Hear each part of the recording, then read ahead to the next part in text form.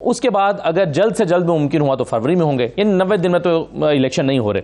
रज़ा रब्बानी साहब की जो है वो प्रेस रिलीज मेरे हाथ में है, जिसमें वो कंडेम कर रहे हैं और वो कह रहे हैं कि हर सूरत में 90 दिन में इलेक्शन होना चाहिए। ये भी हमने दिखा दी है। ये दोनों चीज़ें एक वक्त में कैसे मुमकिन हो पाएंगी? बिस्मिल्लाहिर्रहमानिर्रहीम। देखें, पाकिस्तान पीपल्स पार्टी का बड़ा क्लियर एक मौक़िफ़ है और माजी में भी हमारा ये था कि 60 दिन के अंदर इलेक्शन होने चाहिए थे। PDM की जमातों ने और इत्यादी जमातों की ख्वाहिश थी कि 90 दिन में इलेक्शन होने चाहिए। हमने 90 दिन की हमने असम्बली तोड़ी, मियाद पूरी नहीं की, दो दिन पहले असम्बली जो है वो डिज़ोल्व कर दी। CCI की मीटिंग में देखिए, CCI कॉन्स्टिट्यूशन में 90 दिन इलेक्शंस के तो हैं, लेकिन डिलिमिटेशन के मुतालिक कॉन्स्टिट्यूशन में जिक्र नहीं है।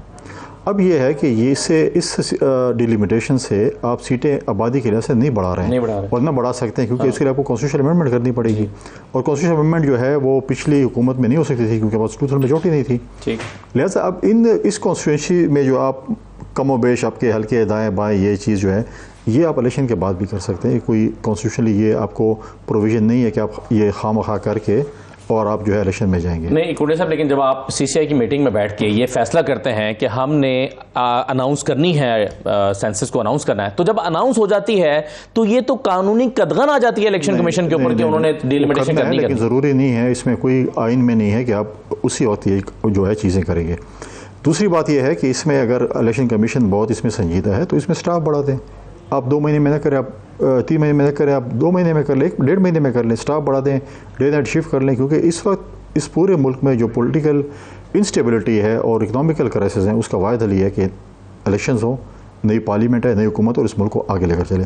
आप एडहॉक पे मुल्क नहीं चला सकते। 3 महीने, 6 महीने, 90 दिन, 120 दिन, 180 दिन, इस पे मुल्क नहीं चलते। आपने IMF के साथ एक मुआहदा भी किया है जिसमें आपको तीन स्टेप्स, पहले भी आपने माजी की हुकूमत ने भी IMF के साथ मुआहदा किया था, उसको तोड़ा था। अभी आपने मुआहदा किया IMF के साथ किया, एक किस्त आपको पिछली हुकूमत मिली, एक निगरान हुकूमत मिलेगी, एक अगली हुकूमत मिलेगी, और ये एक कमिटमेंट थी हमने IMF के साथ। आप अगर एक दफ़ा फिर इस IMF का जो है वो एतमाद को ठेस पहुँचाएंगे या तोड़ेंगे, फिर अगली हुकूमत या इस हुकूमत अगर ये अपने आप को खुदा खासा लंबा करती है तो उनको बहुत ज़्यादा मुश्किलात होते हैं। लिहाजा ये चीज़ें जो है मैं समझता हूँ कि ऐसी चीज़ें पे जो है ना वो नहीं करना चाहिए और इस चीज़ को जो है वो इलेक्शन जो है 90 दिन में करा लेने चाहिए और इस मुल्क को आगे चलना चाहिए। लेकिन जब आप CCI की मीटिंग में बैठे थे तो उस वक्त आपके जहन में ये बात थी कि जब हम ये सेंसस को अनाउंस कर रहे हैं तो 4 महीने का वक्त तो दरकार होगा, ये इलेक्शन तो आगे जा सकते हैं। 4 महीने का वक्त, 4 से 6 महीने का वक्त दरकार है, लेकिन ये कंपल्शन कॉन्स्टिट्यूशन में नहीं है। सर 51(5) ये कहता है ना कि जब सेंसस अनाउंस हो जाएं इलेक्शन एक्ट 2017 का, तो फिर इलेक्शन कमीशन बाउंड है कि वो उसके मुताबिक ही जाएगा, फिर उसको वो इग्नोर नहीं कर सकता। देखिए, प्रॉब्लम ये नहीं है, प्रॉब्लम ये है कि फिर मेरी आबादी बढ़ी है कि आप मुझे हक देंगे सीट बढ़ाने की? सीटें तो नहीं बढ़ सकेंगी। तो फिर तो आप कह रहे हैं कि मतलब इसी सीटों के दरमियान खेलो, इधर 1000 वोट इधर। जब आप CCI में अनाउंस कर रहे थे तो तब सोचना चाहिए। मैं ये कह रहा हूँ कि बिल्कुल नई पार्लियामेंट को आने दें, उसमें आप नई पार्लियामेंट कॉन्स्टिट्यूशनल अमेंडमेंट करें। आबादी बढ़ गई है, पाकिस्तान की आबादी 24 करोड़ के लगभग हो गई है, पहले 21 करोड़ थी, अब 24 करोड़ हो गई है, 3 करोड़ आबादी बढ़ गई है। उसमें आपको सीटें भी चाहिए, अपनी सीटें बढ़ानी है, बिल्कुल बढ़ानी चाहिए, लेकिन अगली पार्लियामेंट को आने दें उनको, उस वक्त के अपोजिशन और हुकूमत को मिलकर सीटें भी बढ़ा देनी चाहिए। आप कहते हैं कि पुरानी हल्का बंदियों के मुताबिक इलेक्शन हो? बिल्कुल पुरानी हल्के बंदियों के मुताबिक इलेक्शन हो, पुरानी डिलिमिटेशन के मुताबिक इलेक्शन हो, अगर आप मुल्क को क्राइसिस से निकालना चाहते हैं। अगर आप ऐसी क्राइसिस तो सर अनाउंस करने की फिर ज़रूरत ही क्या थी? ये तो एक कंपल्शन है। देखें, एक चीज़ें हैं जो आपने करनी, उसमें मुझे बताएं। एहसान इकबाल साहब कल मैं देख रहा था जियो में प्रोग्राम में थे और वो चाइना से कर रहे थे और उन्हें ये बात कर रहे थे कि जी मैं चाइना आया हुआ था, मेरी हुकूमत जानने वाली थी, मैंने चाइनीज़ का कोई मीटिंग थी तो उनको मैंने बताया कि मैं मिनिस्टर नहीं रहूँगा उसमें, फिर भी उन्होंने मुझे बुला लिया। तो चीज़ें देखिए, चीज़ें चलती हैं। अब ज़रूरी नहीं है कि आपकी जो चीज़ें रुक जाएंगी, सही मुल्क चलते रहते हैं, उनके जो है पॉलिसीज़ चलती रहती हैं। ये नहीं है कि पॉलिसीज़ रुक जाती हैं और चीज़ें ख़त्म हो जाएगी। एक कंपल्शन थी, आपने कर ली है, तो अगर आप इस चीज़ का बहाना बताते हैं, कॉन्स्टिट्यूशन में चीज़ नहीं है। वैसे कुंडी साहब एक और भी चीज़ है, कुछ लोग ये भी समझते हैं कि ये जो CCI की मीटिंग है ये भी नहीं हो सकती थी क्योंकि इसमें 2 वज़राए आला ऐसे बैठे हुए थे जिनका ये इख्तियार ही नहीं है कि वो पॉलिसी डिसीजन में हिस्सा लें, तो उनका बैठना ही अनकॉन्स्टिट्यूशनल है।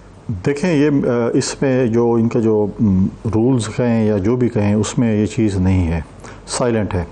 इखलाकी तौर पर नहीं बैठ सकते, मैं समझता हूँ। इखलाकी तौर पर इसलिए नहीं बैठ सकते क्योंकि उनको मैंडेट हासिल नहीं है अवाम का। पंजाब की वज़ीर आला को और KP के वज़ीर आला को वो इलेक्टेड नहीं है, वो किसी पार्टी की नुमाइंदगी नहीं कर रहे हैं, उनकी हुकूमत नहीं उस सूबे में, इसलिए वो एक कायम मकाम या कहें या जो इंटरम गवर्नमेंट है उसके जो है वो चीफ मिनिस्टर हैं जिसको पास अवाम का मैंडेट नहीं है सूबे का कि उनका केस जाके वो रिप्रेजेंट कर सकें। लिहाजा वो इखलाकियात के दायरे में आता है। कोई कॉन्स्टिट्यूशनल बाउंडिंग इस चीज़ की मैंने नहीं देखी, मैं देख रहा था लेकिन उसमें मुझे नज़र नहीं आ रहा क्योंकि इसमें चीज़ साइलेंट है।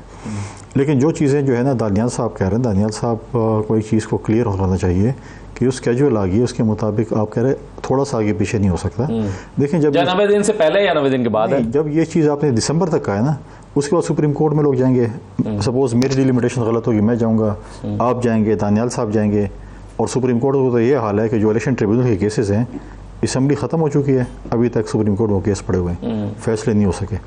लिहाजा अगर हम ये गुंजाइश देते हैं तो फिर अपने हाथ से आप टाइम दे रहे होंगे कि आप जितना खेलना चाहें खेलें। लिहाजा हम समझते हैं कि कॉन्स्टिट्यूशन के दायरे के अंदर ये चीज़ होनी चाहिए। जो मेरे भाई ने बात की केपी और पंजाब के इलेक्शन के हवाले से, देखिए वो नहीं हो सकते थे।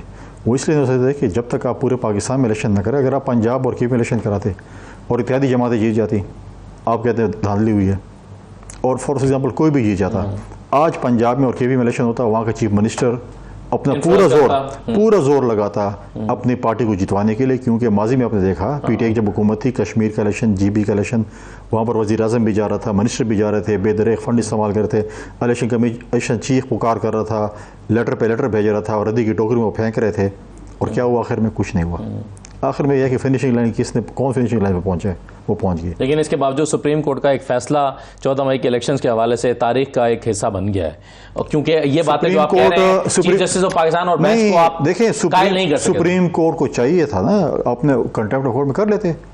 जब वो ये कर सकते हैं कि जो है आप लाएं बंदे को, मेरे जजेस के रास्ते से मर्सिडीज़ में लाएं, उनको जो है रेस्ट हाउस में रखें, उनको पुलिस लाइन में रखें, उनको ये खाना दें, उनको ये लोग मिलें, उनकी आप पहली दफ़ा, मुझे नहीं पता, मुझे पहली दफ़ा ऐसे नज़र आ रहा है कि लीगल उसमें पहली दफ़ा कोई बंदा जो है रिमांड पे उसको पेश किया जाए, उसकी ज़मानत हो जाए, तो ये सब कुछ हो सकता था।